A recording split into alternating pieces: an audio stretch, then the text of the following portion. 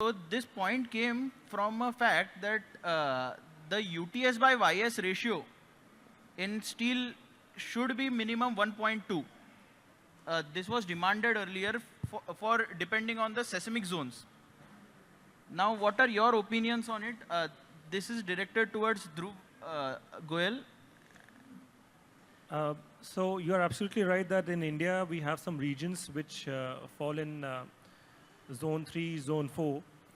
And over here we require high tensile strength and we require better elongation. The purpose is that we do not want the rebar to break under stress where earthquakes are frequent. So over here, as per the BIS guidelines, we have read in the handbook that it is usually recommended to have an elongation of 14%, 16%. But in these areas, if we maintain 20%, 18%, 19%, so this gives an added advantage. And especially when we are coming from an IF route, where the availability of such scrap is there, where we can add phosphorus like we're discussing. This will enhance the ratio of UTS with YS. And hence, you are already producing, but you're not able to give it in the right areas. So if we focus that these areas are genuinely deprived of such good material, we will be able to cater to this need. Okay. I would like to add here, like one more answer to it is that what Das sir told us, that codes for you are being made by someone else. So that is the issue over here, why it is 1.15. I would like to hand over the mic to Yash and we'll continue the session. This question is for Shravanji. Before, like the last question, I see epoxy is also one of the solution. So what are the challenges to make epoxy coated bars and why there are so less manufacturers making epoxy coated bars? As such, there are no challenges in getting approval for epoxy as a process. And mainly epoxy is being used, it's a preferred product for all government projects, where only a few players are allowed to supply, mainly from the blast furnace route. So a lot of players like us from the IF or arc furnace route are not putting up epoxy because ultimately the material going to these projects or of some rebars going to the projects are from some other manufacturers. But if you see epoxy overall, it is banned in a lot of countries. A lot of states in US have banned epoxy. Problem with epoxy is while handling and application, if the coating gets rubbed off and the chloride ions start reacting, at one point there is accelerated corrosion at one place, because of which there are chances of breakage of bars over there. So I do not promote epoxy as a product myself. Okay. And what approval process do you think, what should be like there in the approval process, how it should be to make it easy for us who are manufacturers of long steel product, so to help them to get the approvals fast, or what are the difficulties we are facing in this? Again, I think the blast furnace route is the most preferred route, especially in government procurement, where we need government approvals. But as such, from the recyclable, I would say recyclable material, because when you start saying scrap, you know, the perception of the product changes. So if you're manufacturing from recycled route, then the government doesn't have a fixed, described process. We as an industry are ready to invest today. Be it ladle refining furnaces, arc furnaces, we are ready to invest, but the government doesn't have a streamlined process for that.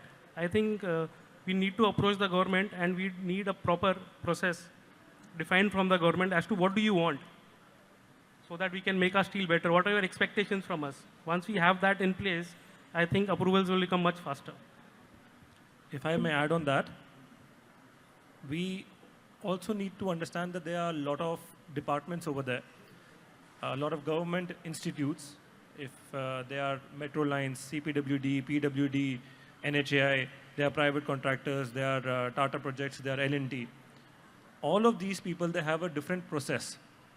And for all of them, we have to submit different samples. It's a long, time-taking and money-involving process. So I think we are on the right track. We require the government to be involved over here, and they should come up with an online system or an app where they have something systematic that you only submit your samples once, or if need be, you just get your samples approved by a third party, an NABL accredited lab. You submit everything online, and that should be visible to all these institutes. So you don't have to run behind them, and that would be helping a lot of manufacturers in planning their sales. Rather than just focusing on sales, I think we should be focused on our production and efficiency. Sales should be something that should be, if you're already approved, then you're approved in all these institutes. You don't have to run behind them again and again. So we should save a lot of time on that. So my next question is directed to you only, Dhruv Goyal.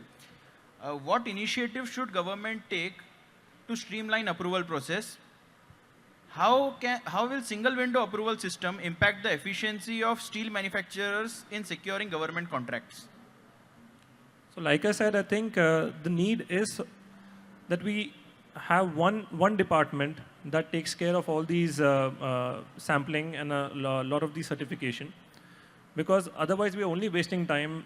If we are going to, let's say, NHI today, we get everything approved. It takes 6 months, 9 months, 10 months. And then again, if you want to get it done with, let's say, the metro lines of whichever state you are in, it takes another 9 months, 8 months to get it done. I mean, you're still making the same product. It's not changing. It's not changing like every 2 months or every 6 months. So it does not suit us to be involving ourselves with so many sampling. One requirement is that one single window system by the government. We add everything over there. Like, I don't know how the government will do it, probably like how they've done with the other DG apps that they recently introduced in India. So something similar. Something in Gujarat has been done in which they have been creating a website where all your approvals can be done through, for example, environment clearance and everything. It can be done through one single website. So something similar and something more concrete is needed.